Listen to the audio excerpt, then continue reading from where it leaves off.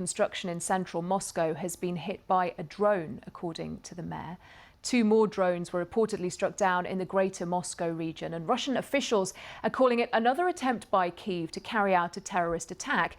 Ukraine doesn't usually comment on who is behind attacks inside Russia. It's a year and a half since President Putin launched his full-scale invasion of Ukraine. Tens of thousands of soldiers have been killed in the war, and Russian forces have been replenishing their ranks with convicts released from Russia's notoriously brutal prisons. Some of them are dangerous criminals who are then sent home to Russia, where they're said to commit more serious crimes. From Moscow, the BBC's Will Vernon reports. Anna has fond memories of her grandma.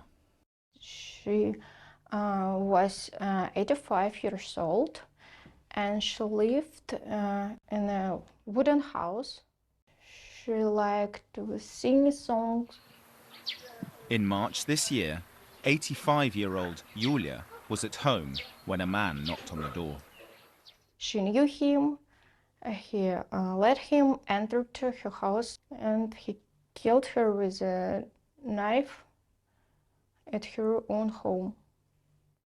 Yulia's killer was a local man, a convicted murderer who had returned from the war in Ukraine.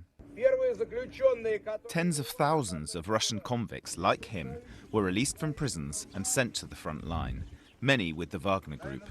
After serving for 6 months, some are allowed to return home. It's obvious that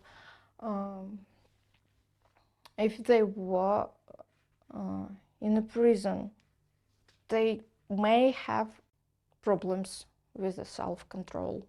Activists say Yulia's killing is one of several committed by former prisoners.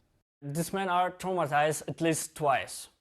They're traumatized because of the Russian prison, and they are traumatized because of the war in Ukraine. They are not able to return to normal life. They don't know what normal life is.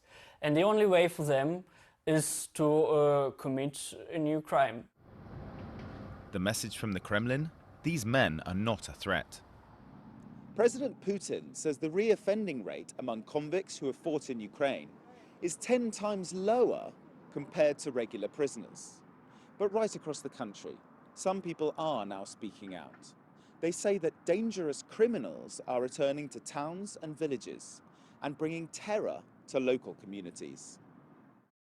23-year-old Vera Pechtilova was murdered 3 years ago by her ex-boyfriend.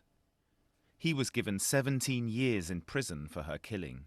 He too has been released to fight in Ukraine. Vera's uncle Vladimir told me the family is now fearful about her killer's return. Vera's mother is afraid, yes, that he'll come back. He killed her daughter with extreme brutality. I have no words. We are the victims, and we thought just